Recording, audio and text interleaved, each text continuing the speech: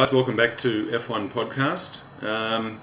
We come to our long-awaited Codemasters video. We've been promising this for a while now, but we now have some more information to release to you guys. Not all of it good, I'm afraid to say, Pep. Yes. But let's start at the very beginning, mate. We've just recently received some news on the release date for F1 2009. What can you tell us about that?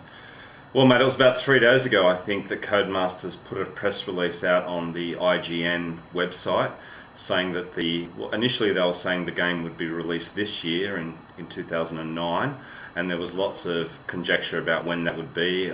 Most people were saying maybe October. And they've had the license now for 12 months, so they've been working on this game for a year.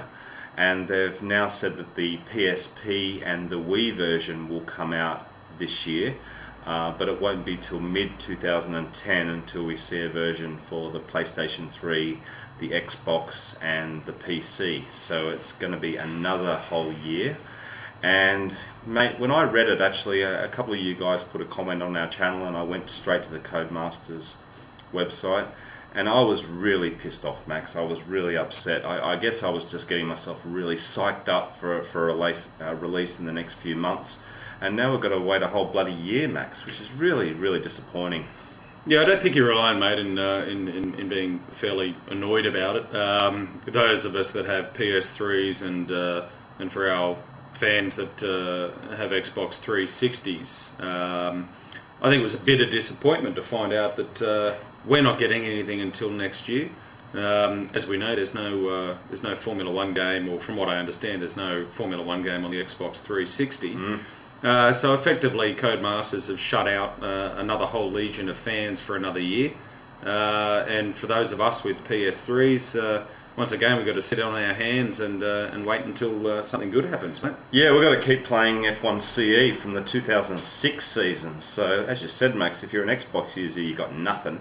And if you're a PS3 user, you're probably playing CE.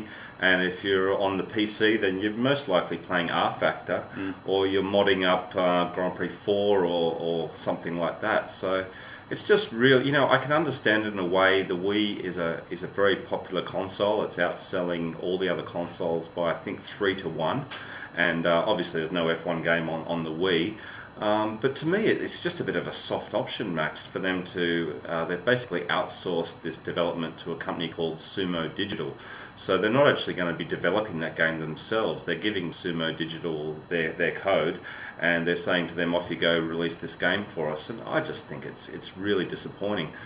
And do you think they're doing it? Do you think they're releasing it to the Wii and the PSP because they're, as far as architecture is concerned or power is concerned, they're of a I don't know, I guess not as powerful as the PS3 and the Xbox 360, so they're releasing it on the lower spec platforms, perhaps? Yeah, they could be. They're trying to obviously capture some of that market, but we all know you only have to read about the specs on the Wii. The architecture's shit.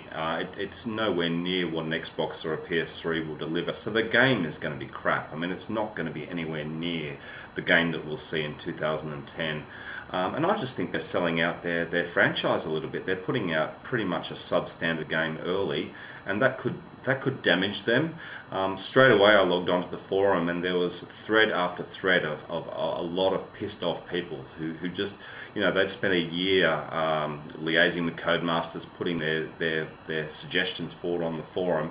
And a year's a long time, mate, and now we've got another year to wait. So, they certainly have pissed off a lot of people, and, for those of us who love F1 games, we'll happily wait, and we hope that they'll deliver, a kick-ass game when it comes out. Well, there's no excuses now. There's none. They have to. Quite frankly, they have to bring out a kick-ass game for the PS3 and the Xbox 360. If their main gripe is, to code the game for these high-end consoles is going to take considerably more time, and they want to get it right, there's obviously no excuse once we get the game next year. Look, no doubt it'll have its detractors, as every game does. But for mine, personally, although I'm annoyed that it's being delayed, I'd rather it being delayed if it's going to deliver a better quality product Yeah. to the end user. So no excuses now. Yeah, you're right, mate. There's a lot of people saying exactly that. They're saying pretty much it better be good. When it comes out, this game better be good. All right, mate. We've in the past we've released two Codemasters videos, and we've got a blog on Codemasters. The channel for our blog is on our homepage. Yeah. So you know, if you want to vent or air any grievances or whatever the case may be, please visit our blog. Yeah, Max. Basically, you know, we did 2 videos last year, and so we'll put a link to those on the video description of this. And we have had the blog since last year, and what the blog basically does is we've gone through the Codemasters forum, and Codemasters have been really good actually. There's a guy there, Uncle Chewy, who's Gavin Rayburn, who's one of the executive producers, and there's another guy called Helios, and what they've been doing is confirming and making comments about certain aspects of the game.